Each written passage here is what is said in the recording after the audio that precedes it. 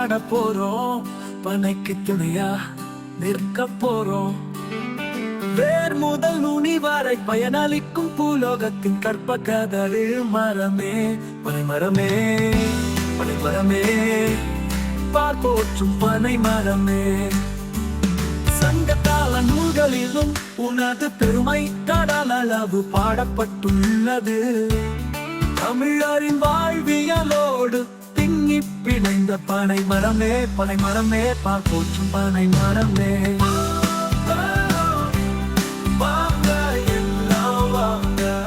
October 27ஆம் தேதி இன்னைக்கு இந்த ஒரு 1.5 மாதத்துக்குள்ளேயே என்னோட 70,000வது பனை விதைகளை நடவு பண்ணுறோம். எங்கே அப்படின்னா அழகர்கோவில் மெயின் ரோடு சுந்தராஜன்பட்டி அந்த கண்மாய் கரைகளில் நீங்களே பார்க்கலாம்.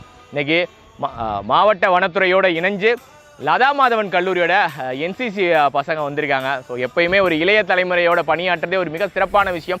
அவங்களுக்கும் இந்த பனைமரம் வளர்கிறதுக்கான ஒரு விழிப்புணர்வை ஏற்படுத்தி இன்றைக்கி ஒரு 5000 பனை விதைகள் நடுறதுக்கான பணியில் ஈடுபட்டுக்கிட்டு இருக்கோம்.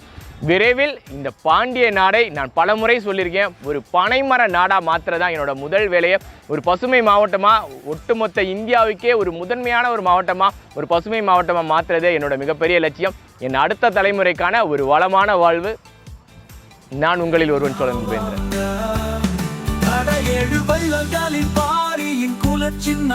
பனை மரம் உன்னை பார்த்துதான் அவன் வள்ள தன்மையை பாரியை கற்று இருப்பானோ.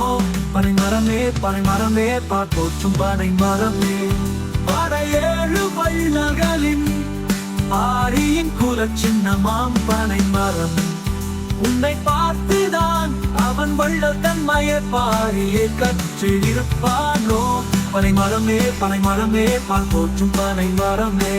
எல்லாம் சரிதான் சுயநலமே உருவான ஆறறிவின் அட்டகாசத்தால் அற்ப காரணங்களுக்காக உன்னை 30 கோடியில் இருந்து உன்னை 5 கோடியாக்கிய பெருமை இந்த ஆறறிவு அட்டகாசமே.